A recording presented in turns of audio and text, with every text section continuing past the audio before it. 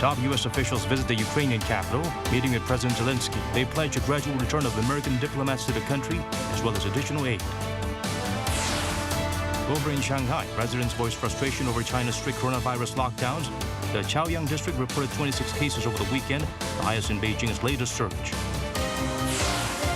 President Moody holds a farewell press conference. He covered various topics, including cross-border ties and prosecutorial reform.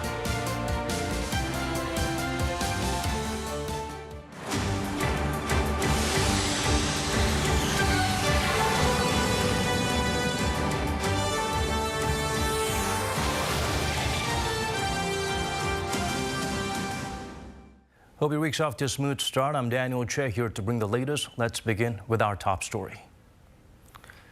For the first time since Russia's invasion of Ukraine, top U.S. officials visited the country. They met with President Zelensky and pledged a gradual return of American diplomats as well as additional aid.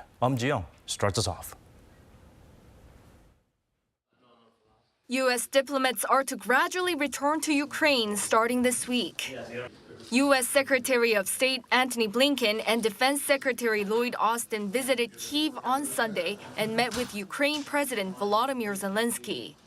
In what was the first visit to Ukraine by high-level American officials since Russia's invasion, they told President Zelensky that the U.S. will restore its diplomatic presence in the country.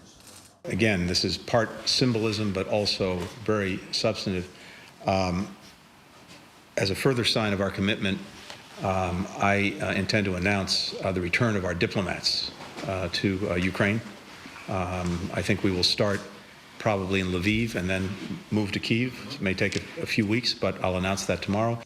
Also during the meeting, the American officials said the cabinet secretaries pledged fresh assistance of more than $700 million for Ukraine and other countries nearby that fear an extended Russian aggression.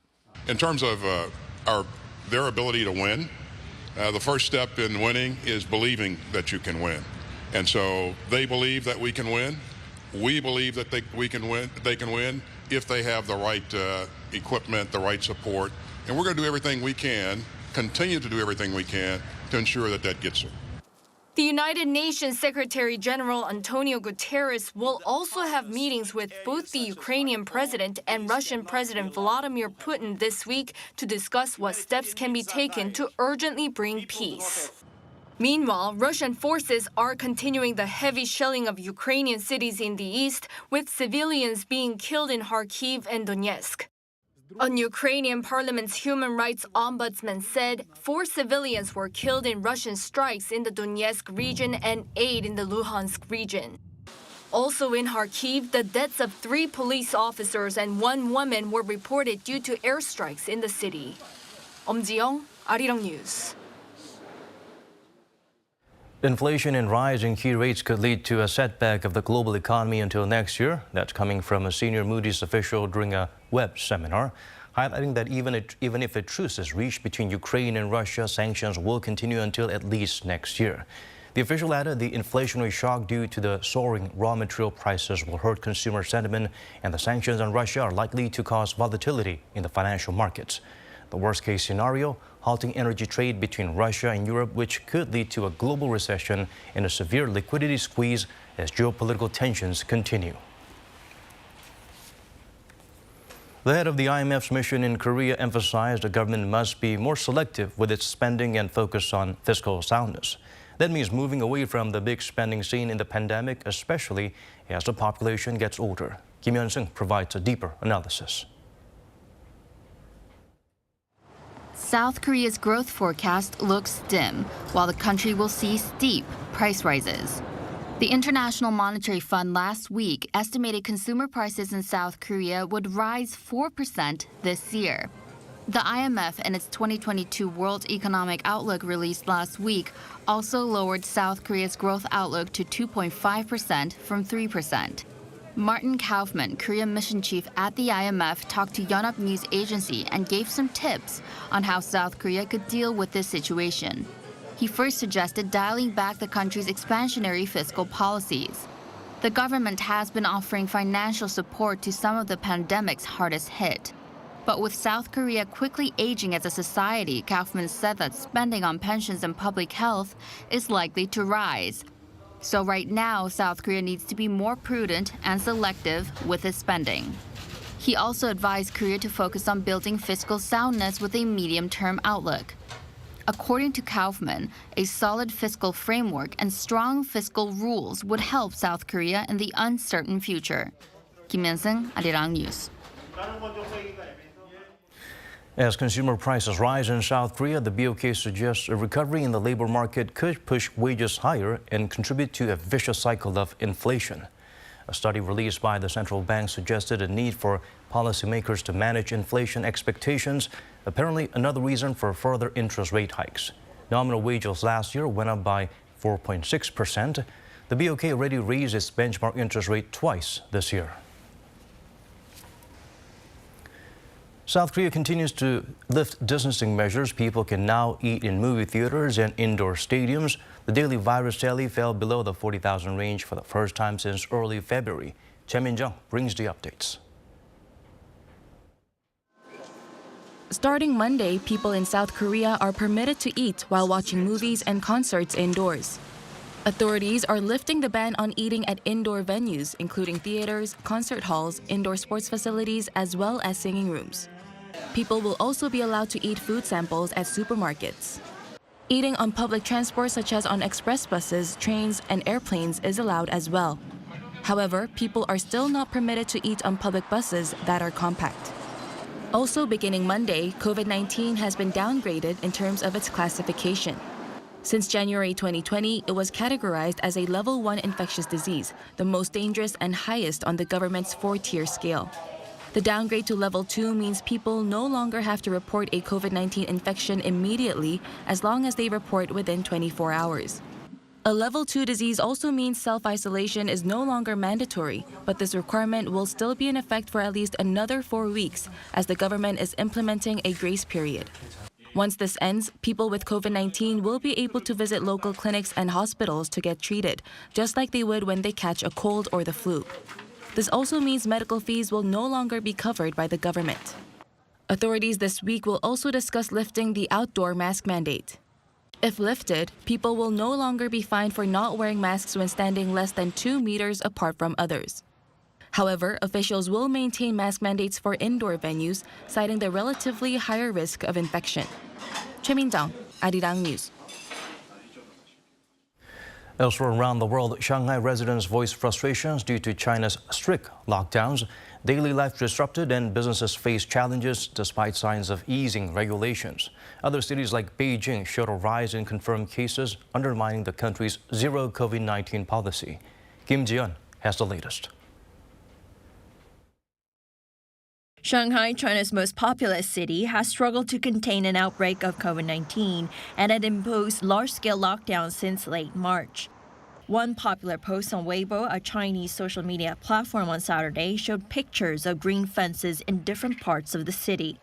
It's been reposted nearly 7,000 times and is a reminder of the outrage among residents already frustrated by the city's unending harsh lockdown. Access to food, water, and medical supplies has been slow following protocol to blockade buildings. Confirmed patients were forced into quarantine centers that are not well kept, according to those who've experienced them. The situation at the first transit facility was chaotic, unmanaged, and kept in poor condition, extremely dirty. Lockdowns in Shanghai, China's financial hub and port city, have been the most disrupted to daily life and to foreign businesses and their supply chains, amid concerns of damaging effects to other economies. Despite authorities in Shanghai having announced a whitelist of 666 companies last week that would get priority for a resumption of work, foreign business organizations say it's still difficult to get more than half of their workers to factories due to lockdown restrictions. Kim Ji-yeon, Arirang News. Part of Beijing's largest district of Chaoyang will be put under stricter measures to curb the spread of COVID-19. This comes after 26 cases were reported over the weekend, the highest figure in that area's latest surge, In Chaoyang, with a population of 3.5 million, 3 days of mass testing kicked off for people living or working in the area. Residents are told not to leave the controlled area unless it's essential. Also, most are to work from home. Those considered essential workers must commute in what's being called a closed-loop manner. Facilities including movie theaters, libraries, and museums are closed for the time being.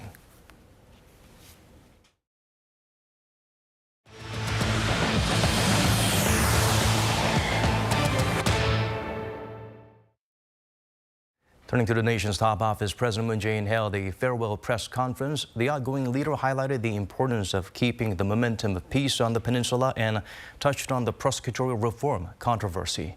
Yoon Jung-min shares with us his remarks. President Moon Jae-in says his recent exchange of letters with North Korean leader Kim Jong-un was aimed at keeping the path to peace open under the next administration. Speaking at his farewell press conference on Monday, the president said the letters were intended to preserve the atmosphere of peace and dialogue on the Korean peninsula. 평화, 한반도의 평화, 그리고 또 한반도의 대화 분위기 이런 것이 계속되고 다음 정부로 이어지게끔 하기 위한 그냥 그런 차원의 노력으로 그냥 봐주시기 바랍니다.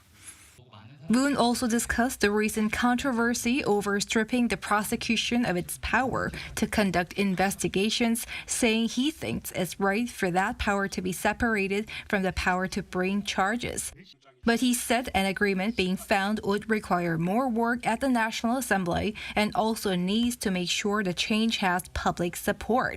He said he is in favor of the compromise reached by lawmakers last week, mediated by Speaker Park Byung-seok, and emphasized that concessions need to be made by each side. This follows as the People Power Party on Monday announced it wants to renegotiate last week's agreement with the Democratic Party.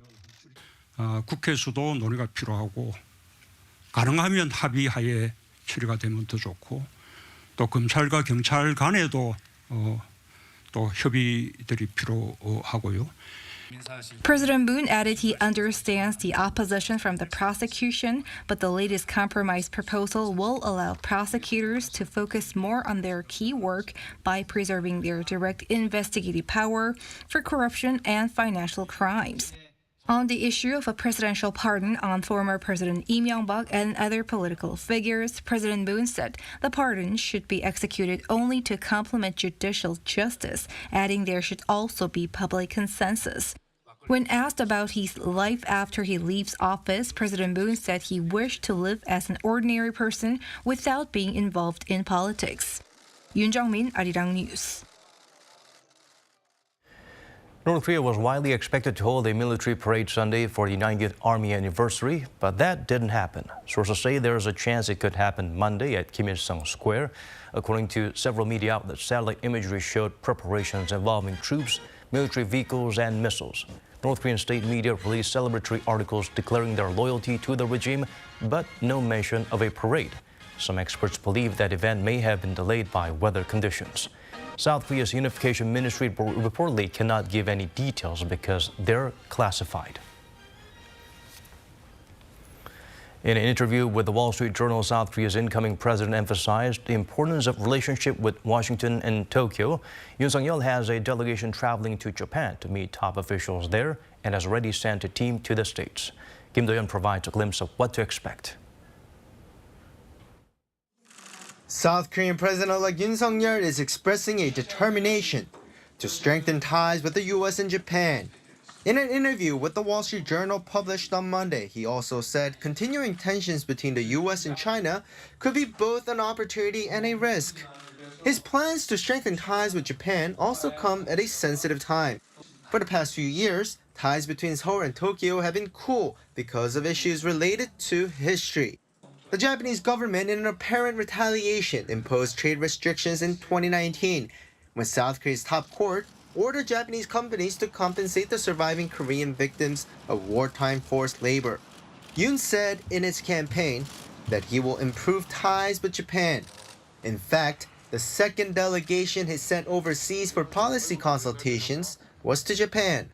They've been there since Sunday, led by lawmaker Chung Jin-seok. On Monday, they met with Japan's ministers of foreign affairs, economy, and defense to discuss future cooperation. It's expected they'll meet on Wednesday with Prime Minister Fumio Kishida, to whom Chung will deliver a personal letter from President-elect Yoon. The president-elect believes that repairing the relationship between the two countries from its current low, neglected state would be more beneficial to the nation. Yoon's first delegation was sent to the United States a couple of weeks ago. On Monday, in a report on their trip, they said the two sides agreed that the sooner a summit is arranged with President Biden, the better, and an in-person meeting between the presidents will be an important starting point for the relationship. Local media and the Wall Street Journal also reported that Biden could stop by Seoul in late May, just before his scheduled meeting in Japan with other leaders of the Quad countries. According to the delegation, the two countries agreed on the need for the existing alliance to be elevated into a comprehensive strategic alliance, which would mean their bilateral ties would expand beyond military and regional security issues into economy and technology. Kim Do-yeon, Arirang News. President-elect Yoon's transition team is now fine-tuning its agenda. A roadmap for fostering future industries like tech, bio, and space is proposed. The key is finding ways to allow small companies and startups to lead these sectors. Yu Kyung-eun has the details. South Korea's economy thrived in the 1980s and 1990s due to its heavy steel and shipbuilding industries. The internet was key in the 20 years that followed the year 2000. Yoon's transition team says the new administration comes with the mission of generating what will feed the nation over the next 20 years. Future industries will decide the country's fate. The importance of the fourth industrial revolution is growing more than ever, as the whole global paradigm is shifting toward to those very industries. The committee proposed making an innovation-friendly environment centered on deregulation, market fairness that can ensure opportunities for small companies, and a safety net that can protect startups in case of failure. This way, the committee expects even if 8 out of 10 fail, the successful innovative 2 can keep the industries moving forward. In particular, the new government aims to provide incentives and consulting services to existing industries for digital transformation like smart farms. At the same time, it will upgrade what South Korea is already good at, like wireless technologies. One goal is to commercialize 6G as early as 2026, at least 2 to 4 years earlier than the global standard. It will also aim for a major leap in areas where South Korea is currently behind, like bio, space, and artificial intelligence. There is extra focus on AI in line with Yoon's push for data-based digital platform government. The goal is to open all data to the different ministries, so there will be no inconvenience in information exchange like now. Those public data will be used in the private sector, which can facilitate AI industries. More specific plans could be announced next Tuesday when Yoon's government agendas are expected to be finalized.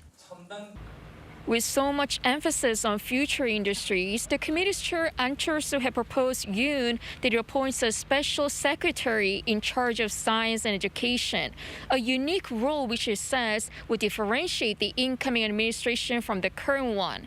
Yoon reportedly said he will consider the idea. Lee Kyung-eun, Arirang News. South Korea's top automakers posted better than expected earnings in Q1 despite chip shortages and the Ukraine crisis. Hyundai Motors' estimated operating profit stood at around $1.5 billion, up more than 16% on year. Sales of around $24 billion were logged, a 10% spike from 2021. They are the highest figures since the Q2 of 2014, thanks to increased sales of premium SUV models and friendly exchange rates.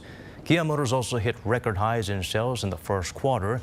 In terms of operating profits, a near 50% growth on year.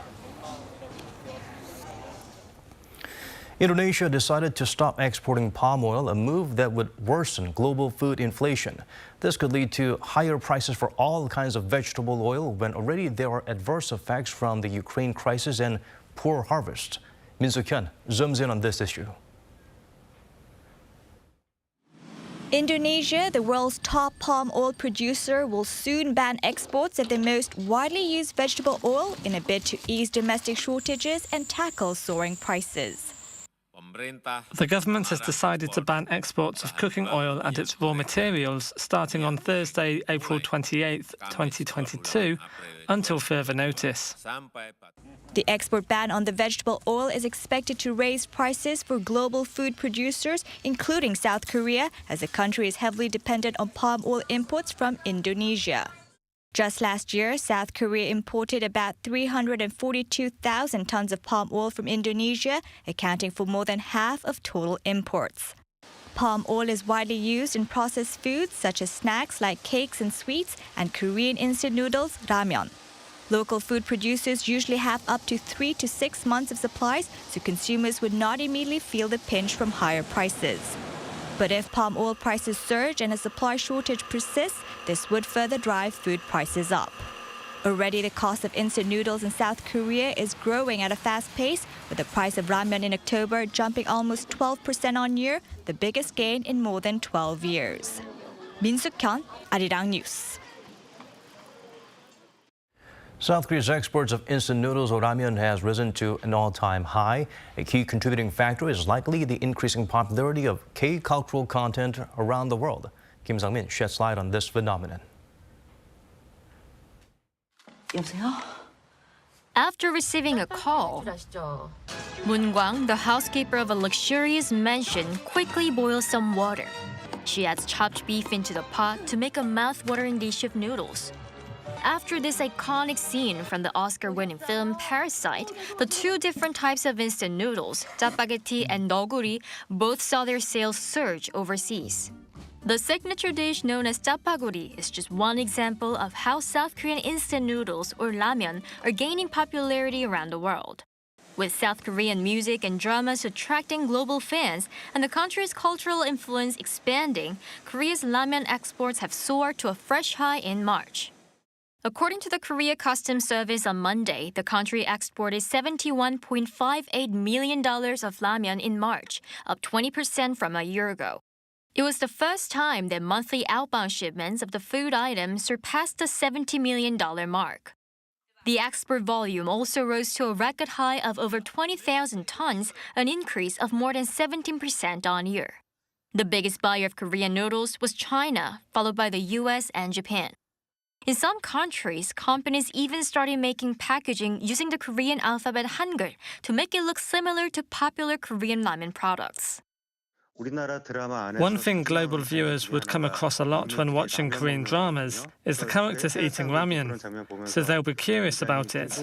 And with K-pop becoming more popular, fans are paying attention to South Korea's culture in general as well.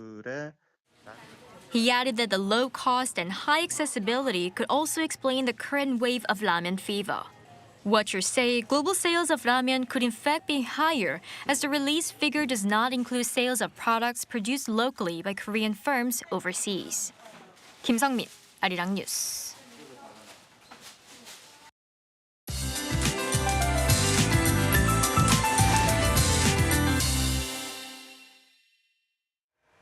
Spring showers have begun for southern parts of the country and Chungcheongdo province tonight. These pockets of rainfall will spread nationwide by tomorrow morning. For the morning commute, there may be some traffic delays and even road closures further south. Giving yourself some extra time would be recommended. And rain clouds are heavily clustered across southern parts of the country. The south coast will see up to 120 millimeters of rainfall. Heavier downpours are expected for mountainous regions of Jeju Island with up to 300 millimeters in the forecast. Strong winds gusting up to 20 meters per second are possible for these regions. Staying indoors will be the best option under such inclement conditions. Morning lows will be in double figures nationwide. Seoul and Gwangju will start up at 17 degrees Celsius. By the daytime, sunshine will make a return for the capital region. Seoul will get up to 27 degrees, Gwangju and Busan 20, Gyeongju will make it to 23 degrees Celsius. Conditions will get a lot breezier after the rain. Dust concentrations will soar for central regions on Wednesday. That's all for now, and here are the weather conditions around the world.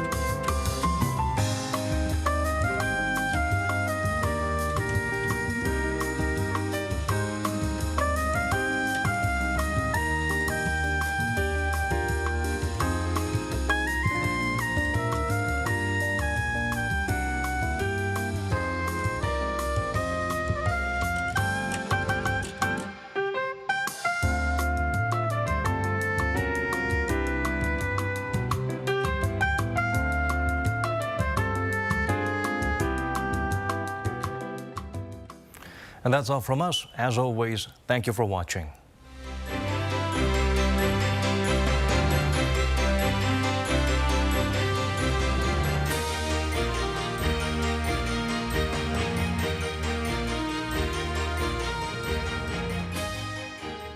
전통과 새로움이 만나 더 큰 가치를 만들어갑니다. 그 가치들은 변화를 만들어내고